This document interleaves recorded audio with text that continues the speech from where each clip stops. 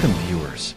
Lady Amelia clutched her pearls as she hurried through the gilded corridors of Buckingham Palace. The news of King Charles's cancer diagnosis had sent shockwaves through the nation, but it was the whisper that followed that truly chilled her to the bone. Please subscribe to my channel and turn on the notification bell to receive recent updates from us. It is this: when King Charles III ascended the throne, most people expected he would live as long as his mother, 96, or father, 99. Since his diagnosis with cancer, of a still unidentified type, few but the most ardent optimists really believe that anymore.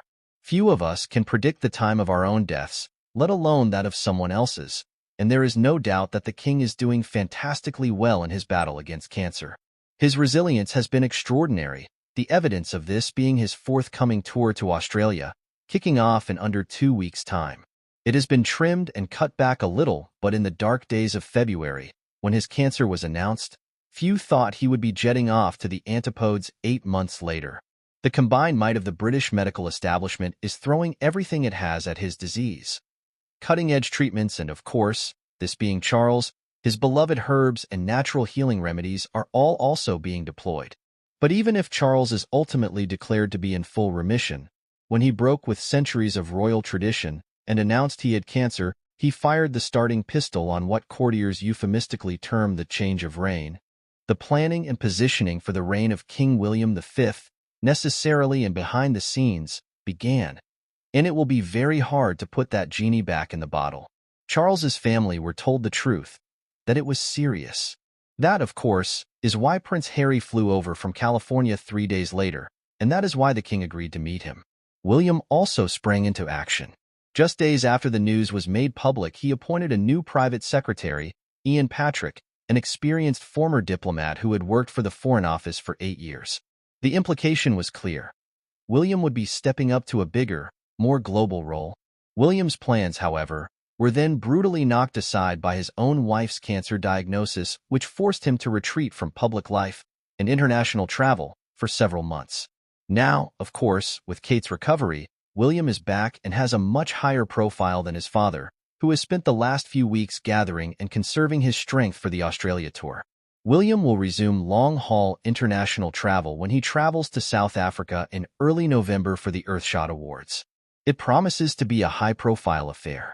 For Harry, the changed potential time frame for the reign of his father poses particular problems, because for Harry there can be no meaningful rehabilitation, allowing him to maximize his impact as a global social activist, showing up and doing good, as he and his team like to say, without a peace deal being hammered out with the institution of his family.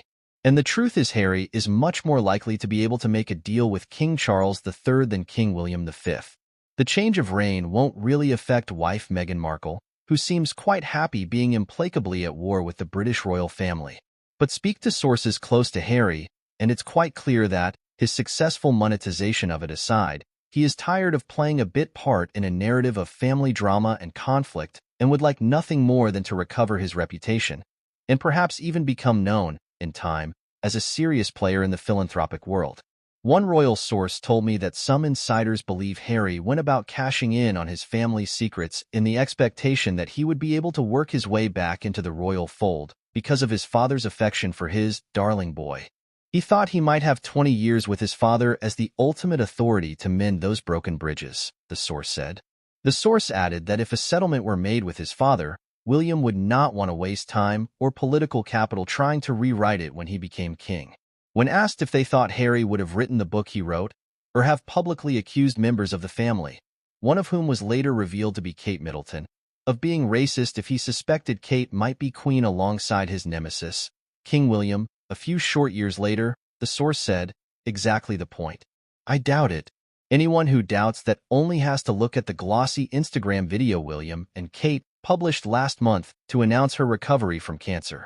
It wasn't signed off by the king and featured not Charles, but Kate's parents, Mike and Carol. To get away with such cheek showed William and Kate have an instinctive understanding.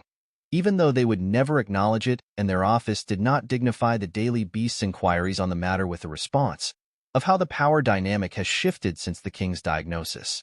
Charles's staff, who always declined to comment on Charles's diagnosis and maintained that stance in response to the Daily Beast's inquiries for this article, are understandably protective of anyone speculating about the boss's health. However, there is a solid argument to be made that discussing the death of a king is a legitimate and practical matter of public interest, precisely because of the hereditary principle, the anachronism which the Windsors have spent their entire existence upholding and defending. And anyway, such squeamishness does not change the fact that the entire royal firmament realigned on February 5, 2024. Intriguingly, the Daily Beast has been told that some of Charles's advisors, instinctively preferring not to let daylight in on the magic, felt the announcement he had cancer was politically naive. The inevitably diminished authority of a dying monarch is the reason palaces are usually so obsessively secretive about a monarch's health. We saw Queen Elizabeth II shrinking on our television screens every week in her final years, but the palace boldly insisted she was suffering from nothing worse than episodic mobility problems. The courtier who came up with that phrase once told the royalists that they suspected it was their most repeated string of words, beating, even, another of their formulations. Some recollections may vary. When confronted with soundly sourced information by this reporter that the Queen was dying of bone cancer, that she could barely see, hardly hear and was, periodically, confused, they furiously refused to comment. I posted a hint of the story in the Daily Beast anyway, and was promptly knocked off palace briefing lists and calls. What is your take on this? Tell us in the comments and remember to subscribe. Thanks for watching.